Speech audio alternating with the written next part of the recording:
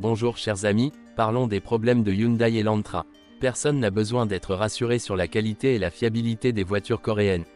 La Hyundai Elantra, une sorte de version coréenne de la Skoda Octavia, est également responsable de cette bonne voie.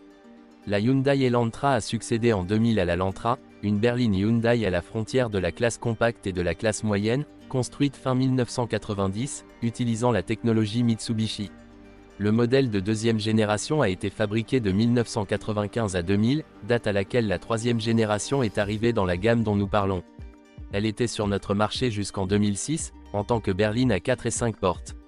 La quatrième génération a sauté la première européenne, fin 2011, la cinquième génération est arrivée. La Hyundai Elantra de troisième génération s'est avérée de haute qualité et fiable, et la plupart de ceux qui l'ont, ou l'ont eu, confirmeront qu'elle offre beaucoup pour l'argent investi. La confection est typique, ce qui est plus une vertu qu'un inconvénient pour les propriétaires et les acheteurs de voitures d'occasion. D'autant plus que les voitures Hyundai, année après année, ont une cote de plus en plus élevée.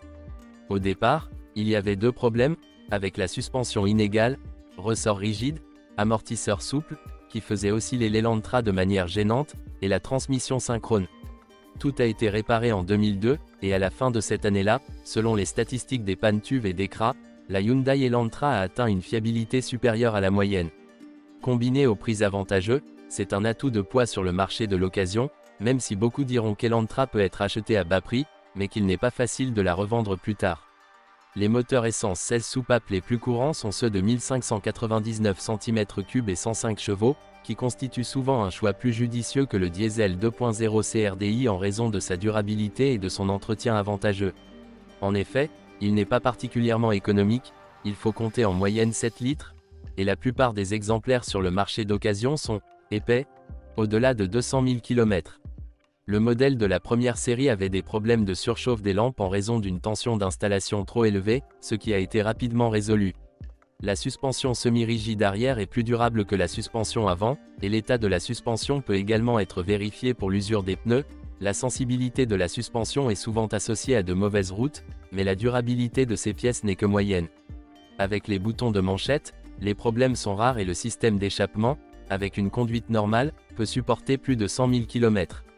Cependant, son état, ainsi que le jeu dans le volant et la suspension avant et l'état, désordre, des disques, doivent être vérifiés, car cela montre comment la voiture est conduite et entretenue. Le DOHC de 1599 cm3 est à l'origine la conception de Mitsubishi et un entretien régulier crée rarement des problèmes.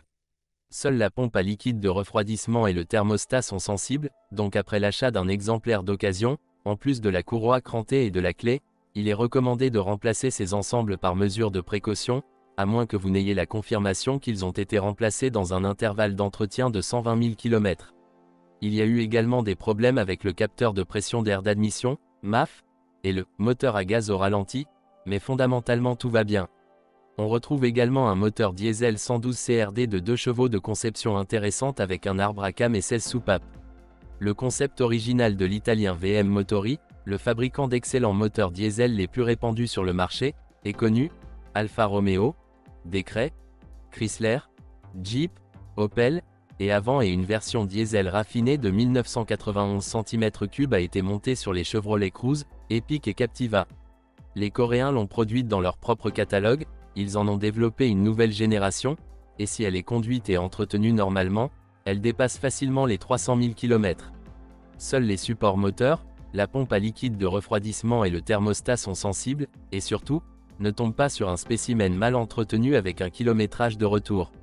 Il n'y a pas non plus de problème avec la boîte de vitesse, les Coréens l'ont bien gérée, qui a certes une course un peu plus longue, mais le compteur est précis, et l'embrayage est bien dimensionné.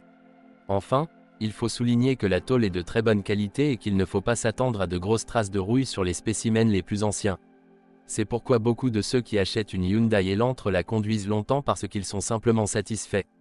Ainsi, avec une bonne vue d'ensemble, acheter une Hyundai Elantra d'occasion est une assez bonne option.